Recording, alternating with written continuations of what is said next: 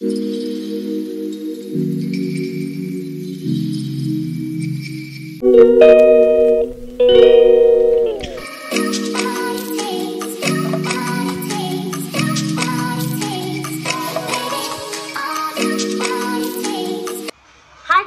good morning and welcome back to my channel. আজকে হলো mother's day, তো আমার তরফ থেকে to all the mothers a happy mothers day. আর আমার মাদার্স ডেতে আমার ছেলে যেহেতু খুব ছোট্ট আমার একটা গিফট দিয়েছে, এই যে দেখতে পাচ্ছ, এই গিফটটা তো আমাকে দিতেই থাকে, এই জন্য আজকে অবশ্যই করে নখটা আমাকে কাটতে হবে। এখনো পর্যন্ত ব্রেকফাস্ট করিনি, এখন গিয়ে একটু ব্রেকফাস্ট করে নিই। গাইজ, এই ঘরটাতে অনেকদিন কোনো মেকওভার করা হয়নি, তো আমাদের এটা আমরা ভুলেই গেছিলাম যে এটা কিনে রাখা ছিল আমাদের। এটাকে আমরা এই ঘরে প্লেস করেছি। এবার আমরা ভেবেছি যে আরও কিছু ডেকোরেশনের জিনিস কিনবো। এখনো অনেক দিন হয়ে গেল, ঘরে কিছু সেরকমভাবে ডেকোরেট করা হচ্ছে না। ছেলের জন্য কিছু ফটো থ্যাংক ইউ বাবা, দাও দাও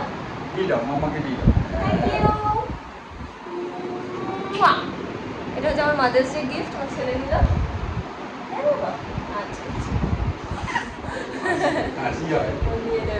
যাই হোক, ও তো খাবে আমার সাথে না বাবা। এখন করছি ব্রেকফাস্ট, ডিম টোস্ট আমার বর বানিয়েছে।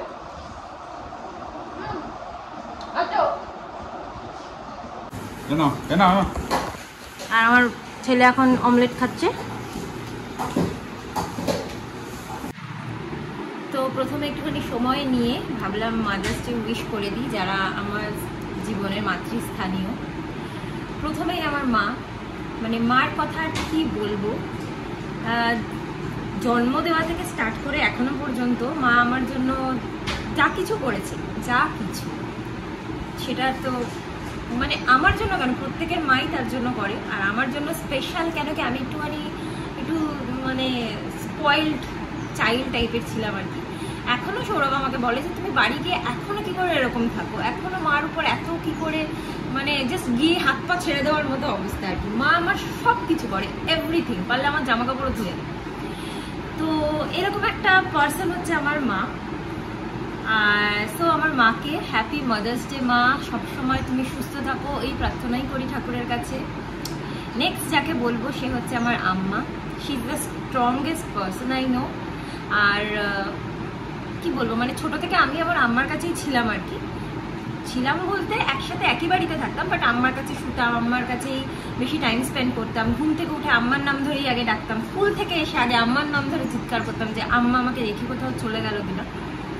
এরকম একটা মানুষ হচ্ছে আমার আম্মা, যে এখনো পর্যন্ত নিজে অসুস্থ থাকার পরেও, আমি চাকরি করি, আমার নিজের পয়সা দিয়ে আমি খেতে পারি কিনে, তবুও তার নিজের ভাগের সমস্ত জিনিসপত্র আমাকে জোর করে খাওয়ায় এখনো পর্যন্ত।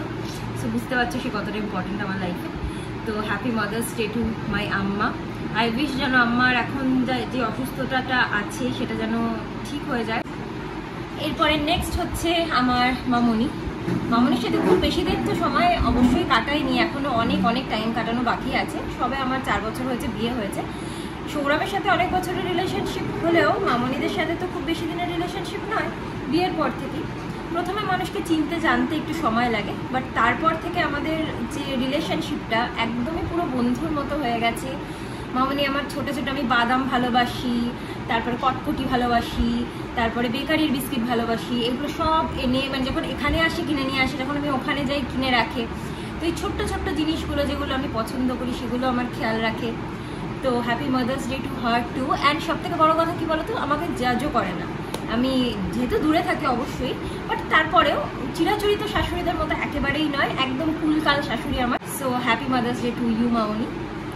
And the next person is my ma'am.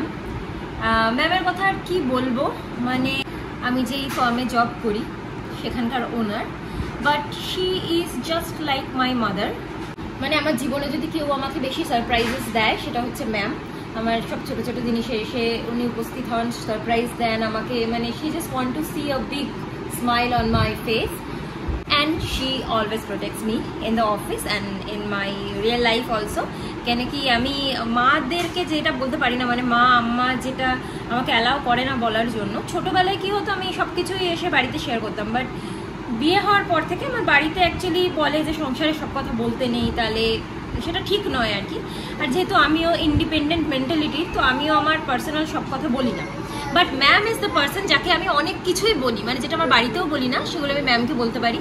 So she is someone like that. তো happy mother's day to you ma'am, and lastly happy mother's day to me.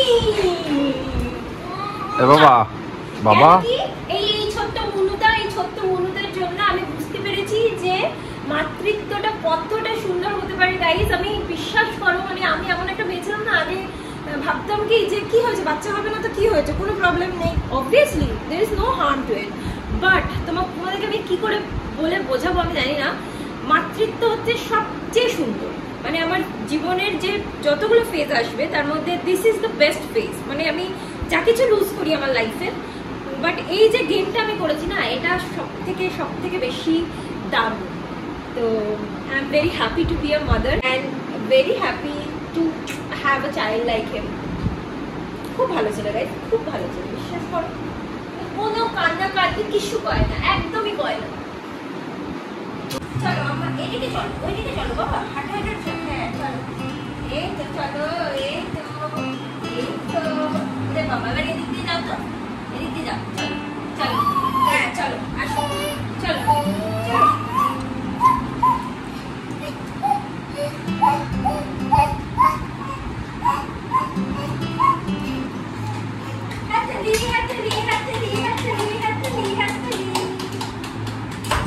রোজকার মতো এখন আগে ছেলের ভাতটা বসিয়ে নিচ্ছি, দ্যাট ইজ ফর মা। কেন কি আর আমরা খাইয়ে না খাই, আমার ছেলের খাবারটা আগে আমি রেডি করে দিই সবসময়। আমি বলে না, সৌরভ তাই, আগে আমরা ছেলের খাবারটা রেডি করি, মানে ওটা অ্যাটলিস্ট বসিয়ে দিয়ে নিই, তারপরে আমাদের বাকি যা করার। হ্যাঁ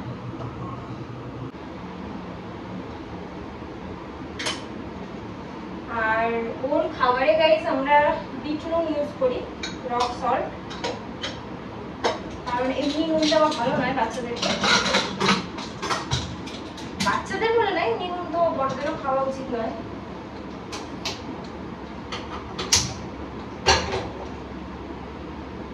তো আজকে আমি বানাচ্ছি চিতল মাছের এমনি ঝোল আলু দিয়ে।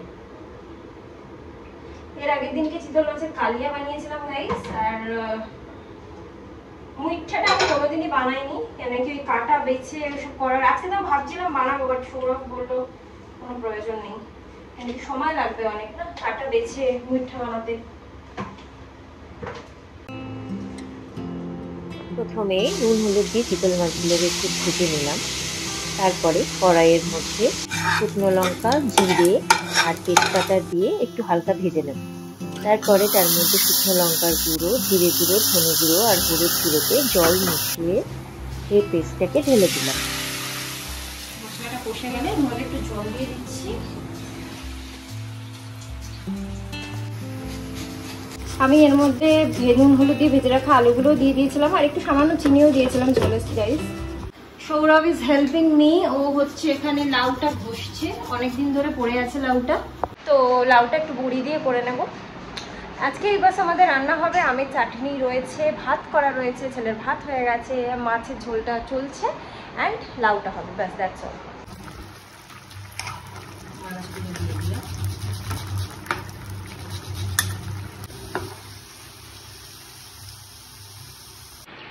দেড়টা বাজে, আর এইদিকে তো আমার ছেলে মানে পুরো বলবো অফ করে ঘুমিয়ে যাচ্ছে। কখন যে স্নান করাবো আর কি বলতো, ওকে যদি আমি এখন ঘুম থেকে তুলে দিই না, এত মানে বেশি ক্র্যাঙ্কি হয়ে থাকবে না, আর সেটা আমি নিতে পারবো না এখন, কারণ তখন খেতেও চাইবে না, কিছু করতে চাইবে না। তো ঠিক আছে, ওর ঘুমটা পুরো হয়ে যাক, আমি অপেক্ষা করি। আর অপেক্ষা করতে করতে তোমাদের সাথে শেয়ার করি আমার দুটো জিনিস এসছে, কী জিনিস সেটা দেখাচ্ছি। বসে পড়েছি সোফার উপরেই বাবুরে, পছন্দ করে না এরকমভাবে এ করাটা। So guys, this is it. এটা হচ্ছে গিয়ে হেয়ার টাওয়েল, এটা হচ্ছে শ্যাম্পু করার পরে জাস্ট এরকম করে নিয়ে এরকম করে, আজকে অনেক আগে আসলে ভালো হতো, গতকাল আসলে ভালো হতো, তাহলে আমি আজকে শ্যাম্পু করেছিলাম, লাগাতে পারতাম। এটা হচ্ছে দেখো একটা কি সুন্দর কিউট জিনিস দেওয়া আছে, মানে এটা মাথার এখানে আসবে।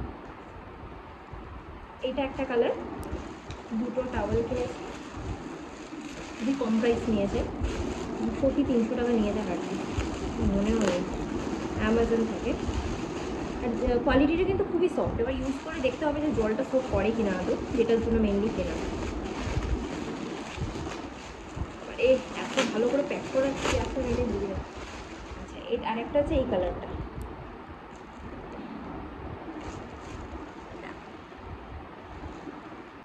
এখন উঠেছে গাইস, এখন 1:45, 1:45। কখন চান হবে, কখন খাওয়া হবে? খেতে বসিয়ে দিয়েছি এবার চান টান করিয়ে। তো 3:30 বাজতে যায়, ছেলেকে এখনো খাওয়ানো কমপ্লিট করতে পারিনি, একটুখানি রয়ে গেছে নিচে, ওটা সৌরভ খাওয়াতে গেছে, কারণ সৌরভকে আমি বলেছিলাম ওকে এমনিতেই খাওয়াতে অনেক টাইম লাগছে, তো তুমি খেয়ে নাও। ও খেয়ে নিয়েছে, আমার অনেকটা কাজ এগিয়ে গেছে, এবার আমি খেয়ে নিই, ও ছেলেকে ততক্ষণ খাওয়াতে শেষ করবো। কি বদমাইশি করছে দেখো, দুষ্ট। আপ করে দেবো, আপ আপ। আচ্ছা না না না, গাইস আমের চাটনি খাচ্ছে। কি করবো, যেই টপ লেগেছে দৌড়ে আমার কাছে চলে এসেছে, আর আমারও খাওয়া হয়ে গেছে। ভাবলাম এখানে কি দিয়ে ফেলতে, আইসক্রিম খেয়ে নিই। সো আইসক্রিমটা অনেকদিন ধরে আনা হয়ে রয়েছে, খাওয়াই হয় না, অল্প একটু শেষ হয়েছে, তাই জন্য সৌরভের জন্য কম খাবে ছোটো বাটি, আমার জন্য বড় বাটি। কাটাই তো যাচ্ছে না গো।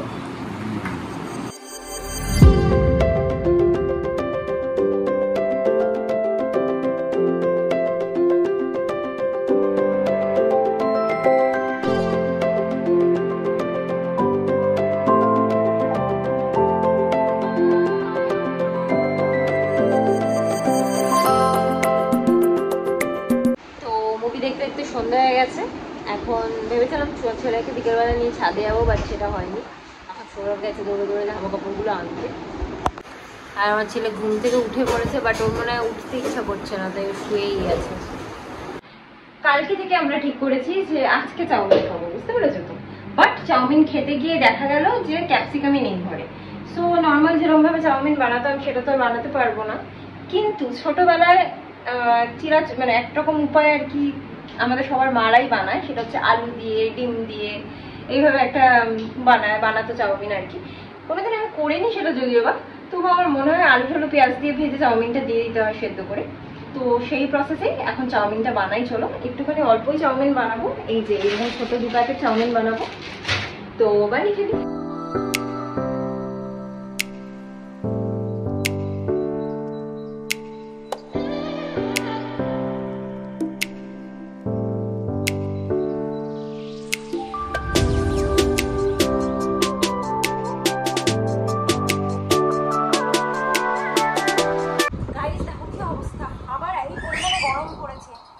মানে কি বলবো, জল হয়ে গেছে 10 মিনিটে। আর যেহেতু আলু দিয়ে এমনি নর্মাল চাউমিন করেছি, তো ভাবছি ছেলেকে একটু খাওয়াইও, খেতে টেতে ভালোবাসে চাউমিনগুলো।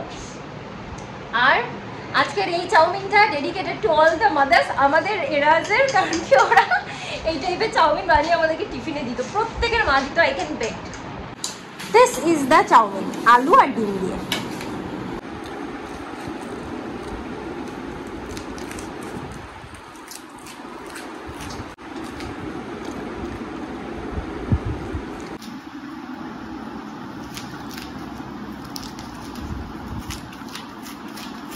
মুখটা একটু ধুয়ে আসলাম, মানে এতটা গরম লাগছে, এতটা মানে আজকে হিউমিডিটি, প্রচন্ড পরিমাণে ঘাম হচ্ছে। আর তার মধ্যে গেছে মুখটা একটুখানি অফ হয়ে গেল, তার কারণ হচ্ছে যে মাদার্স ডে উপলক্ষে সৌরভ ভেবেছিল 2 বাড়িতেই, মানে ওর বাড়িতে আমার বাড়িতে 2 বাড়িতেই আইসক্রিম পাঠাবে, এমনি গরম বলে আছে ফ্যামিলি প্যাক আইসক্রিমগুলো। তো মামনি যেহেতু আজকে বাড়িতে নেই, তো সেই জন্য কালকে মামনিকে পাঠানো হবে। বাট আজকে আমাদের বাড়িটা অর্ডার করেছিল সৌরভ, কিন্তু এমনই অবস্থা, মানে সেটা মনে হয় 7টা সাড়ে 7টায় অর্ডার করেছে, এখন 9টা 10-15 বাজে পৌঁছায়নি। আমরা বললাম যে মানে আমরা কি বলবো, একটা লোকেশন দেওয়া, একটা এমন যে ঠিক জায়গা মতো পৌঁছাতে পারছে না, এত ডিলে হয়ে। এখন আমরা আইসক্রিম নিয়ে কী বা করবো, প্লাস অর্ডার ক্যান্সেলও হবে না বলে পুরো টাকাই কেটে নেবে। তো মানে এত বাজে একটা ঘটনা ঘটলো আজকে যে মনটাই পুরো একদম খারাপ হয়ে গেল, বলবো। আর এতক্ষণ পরে চুলটা আসলে একটু টাইম পেলাম, অ্যান্ড এবার একটুখানি ছেলের খাবারটা গরম করে নিয়ে ওকে খাইয়ে দেবো, আর 9টা বাজলেই যায়। লেটেস্ট আপডেট সেটা হচ্ছে যে এতক্ষণ পরে এখন পৌঁছেছে, 9টা 35 বাজে, এখন আইসক্রিমটা পৌঁছেছে। বাট কি অবস্থা হয়েছে সেটা তো তোমরা বুঝতেই পারছো, আই হোপ গেস করতে পারছো। মানে অ্যাকচুয়ালি আমরা দিয়েছিলাম ওই ভ্যানিলা প্লাস ব্রাউনি টাইপের একটা আইসক্রিম, কেন কি আম্মা চকলেট খায় না। এবার ব্রাউনিগুলো যে ছিল ওপরে, সেগুলো তো বলে তলায় চলে যাবে যতই ওটাকে ফ্রিজ করা হোক, ওটা তো ওরকম আর হবে না না। তাই মানে সৌরভ বলছে মনটাই একদম খারাপ হয়ে গেল, যেরকম যাওয়ার কথা ছিল সেরকম গেল না। যাই হোক, কী করা যাবে, অ্যাটলিস্ট পৌঁছে তো ছিল।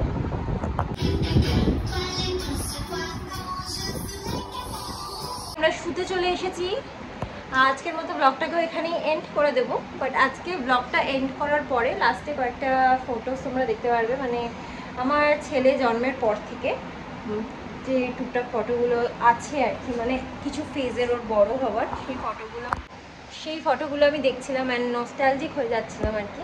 তো সেগুলো কয়েকটা ফটোজ এখানে অ্যাড করে দেবো।